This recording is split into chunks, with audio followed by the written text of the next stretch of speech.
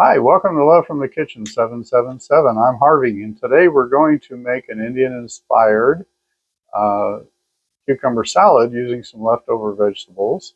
And then we're going to make a curry chicken with mild curry powder, and I'll show you what that is so you can get that if you want the mild seasoning as well.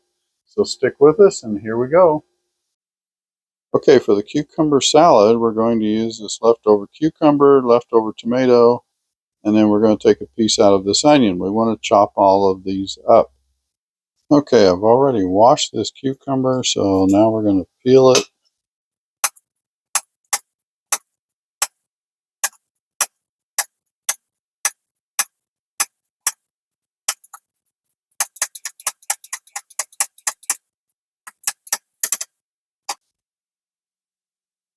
Now we're going to cut it up.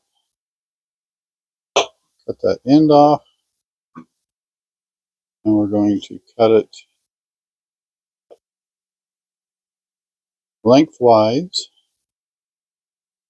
And we're going to cut it lengthwise again.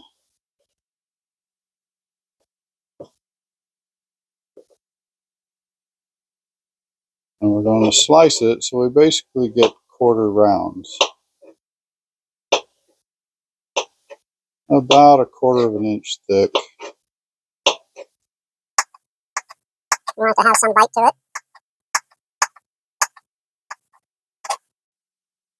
Okay, cucumber's done.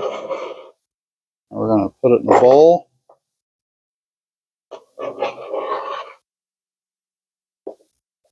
There we go. Now we're going to cut up this tomato. Just core this out. I remember when I worked in restaurants, we used to have a little coring tool that was really quick for this. But you can do it with a knife. And then we're going to do the same thing. Basically, we're just going to cut it into quarters and lay it down. Now this one didn't quite cut even. I'm going to cut it one more time.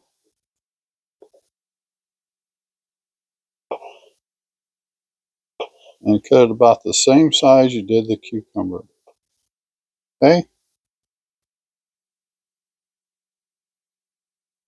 Now let's do these. And we'll cut this one in half. It helps if your knife is sharp, or use a knife with a serrated edge. That's the one that kind of looks like a steak knife. And then we're going to cut this like that. And we'll put it in a bowl.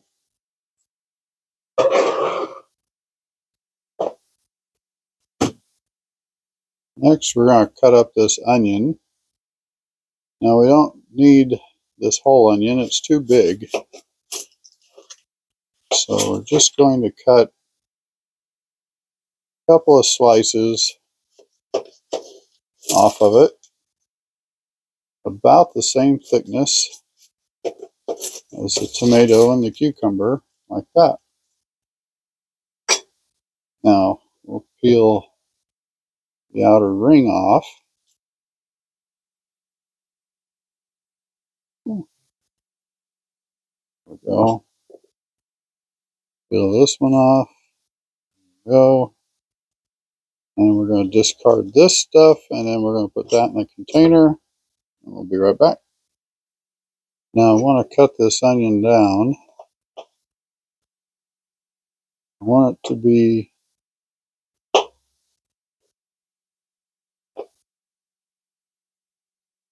I know this isn't the chefy way to do it, but it works.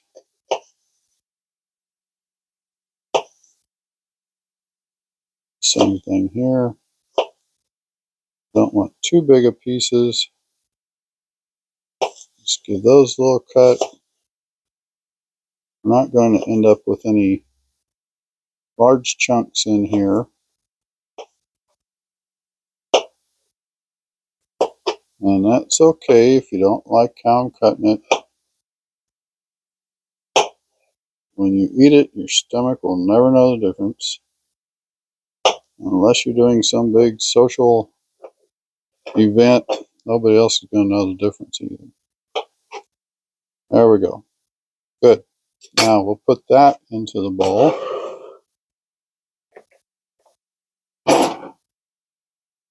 And we'll cut this one up here. Actually, just going to do it this way would have been easier.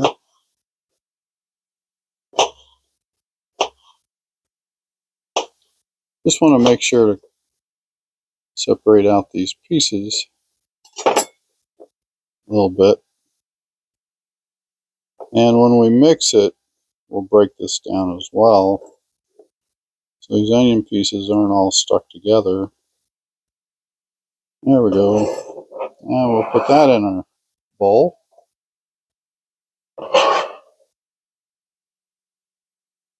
Now we're going to use some lemon juice, and fresh would be best, but this keeps longer in your refrigerator. It's always good to have in case you don't have fresh.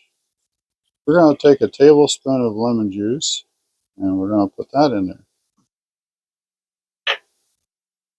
Next, we're going to add, oh, that's a new bottle. I got to pull the stopper on this one.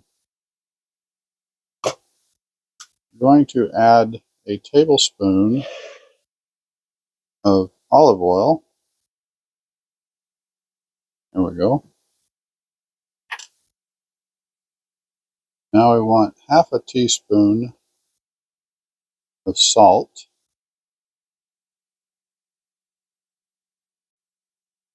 And we want a 1/4 teaspoon of black pepper.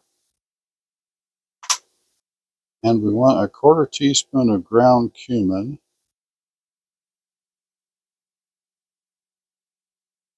And it's better if you sprinkle it in like that. If you just dump everything in the middle, you may not get as good a mix. I'm also going to add 1/8 teaspoon of chili powder just to give it a little something something. That's optional. You could also use chili flakes. Now we're going to give everything a really good stir. You can also add cilantro in here. And boy, that came out really twangy. You want to mix this good. Cilantro is also coriander. In other countries, they call cilantro coriander. Cilantro is the leaves of the coriander plant, if you didn't know. Give it a good mix like this. That looks yummy. It's going to be a fresh bite with that curry. And then you want to put this in the refrigerator. Now you can let this stand for 5 to 10 minutes. Just let it soak up all those flavors. Works better if you refrigerate it while you're waiting. And a good 30 minutes would be best. If you don't have a lot of time, that's okay. But in this case, since we've got to prepare the curry chicken, we're going to put this in the fridge until the chicken's done.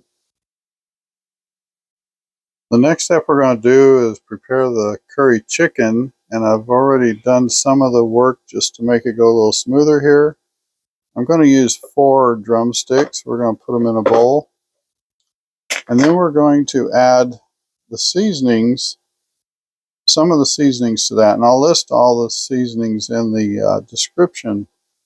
But in this list, we've got curry powder, paprika, salt, pepper, and some other things. So we're going to sprinkle all that in here, just like so. Now we're going to give this a mix in here.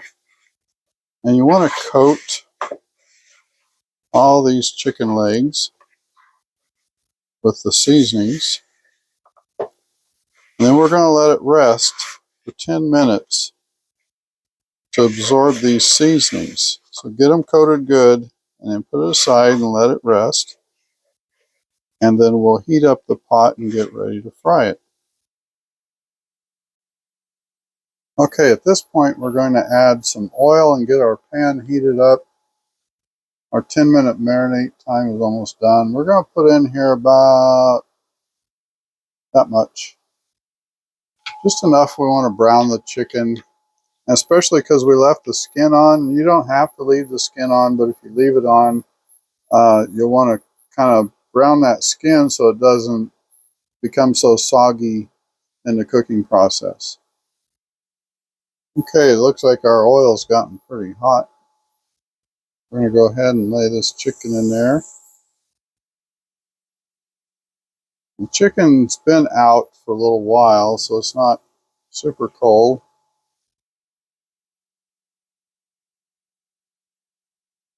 There we go. And we're going to fry it for about 4 minutes on each side.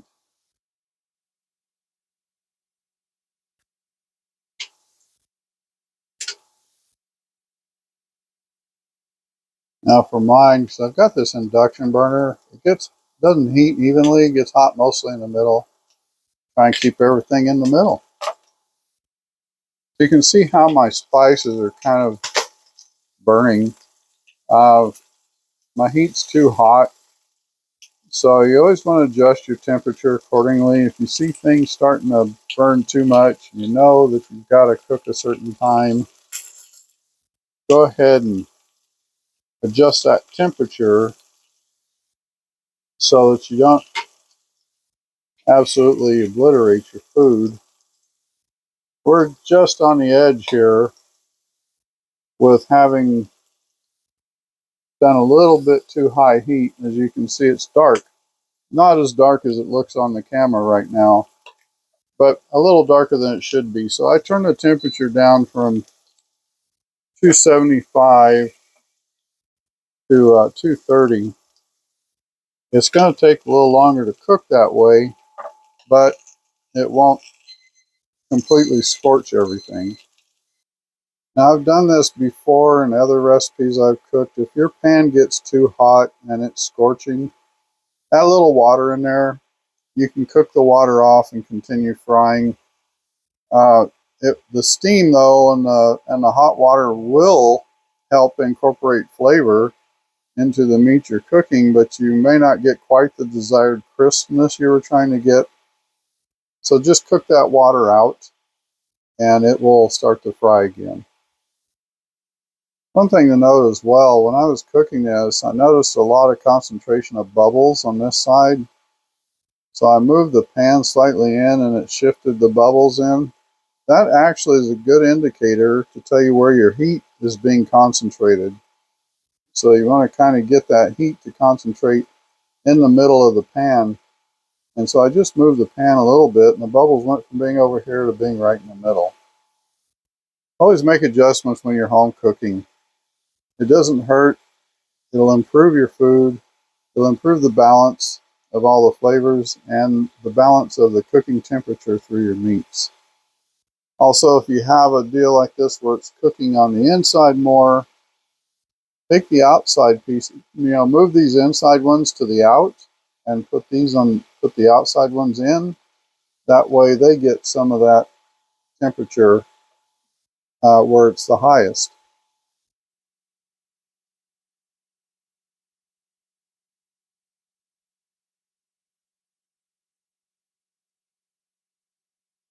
As you can see in this, the water is cooking out of the middle first. There's a high spot in the middle of this pan, so the liquid tends to go to the outside. So I kind of have to keep an eye on this and make sure I keep my heat where I want it to be. Okay, so I've cooked it about 4 minutes on each side, total about 8 minutes. Now we're going to take the chicken out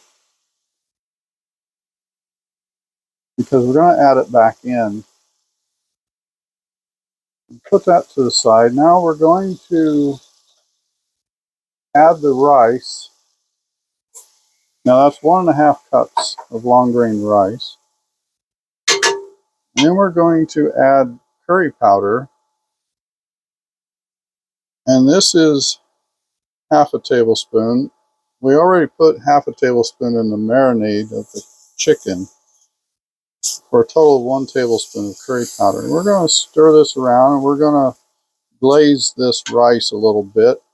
Get it kind of toasted and get those flavors, that oil, everything all into that rice. Okay, we've got the rice toasted. Now we're going to add in 3 cups. I'm going to use water and powdered chicken bouillon. You can use 3 cups of chicken broth. So we're going to put this in. And then I'm going to go ahead and put some chicken bouillon in there to get the broth effect. Just mix that in, and we'll give it a stir.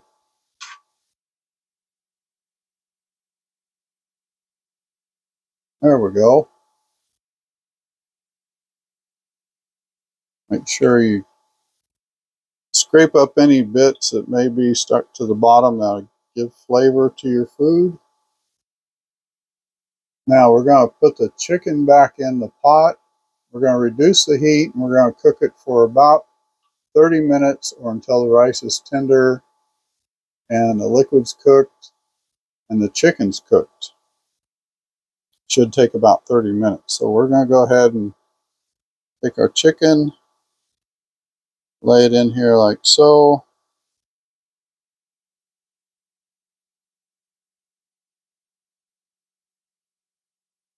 There we go.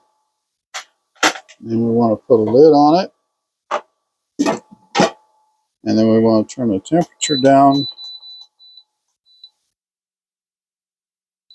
I'm going to keep an eye on this. So I'm going to go down to about 200, but I'm going to watch. If it boils too much, I'll turn it down about 10 degrees until it gets just a really slow.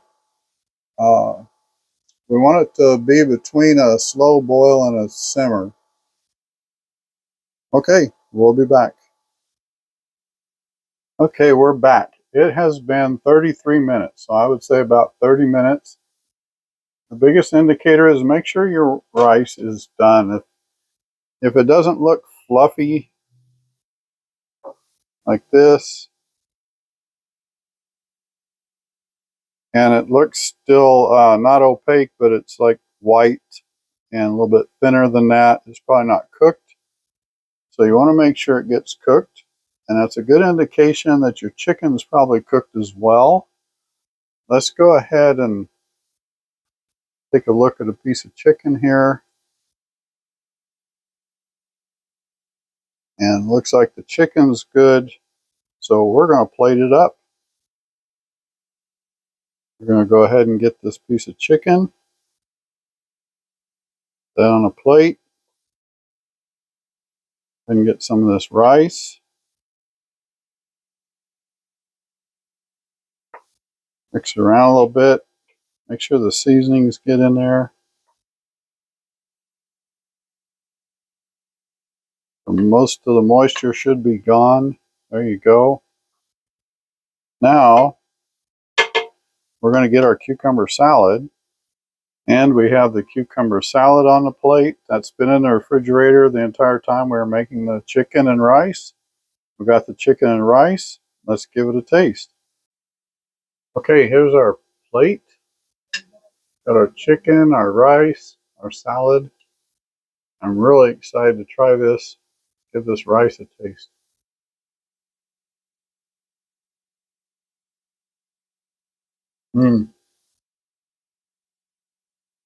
Oh yeah, it's got all those flavors in it. It's really good. I'm gonna give this chicken leg a bite.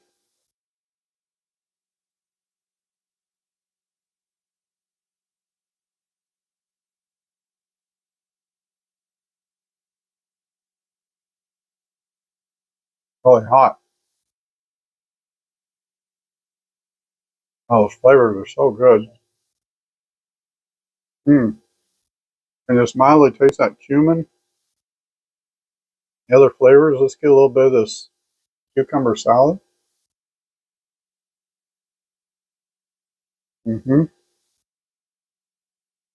Gives a fresh bite to all these other, the curry, the heavy curry.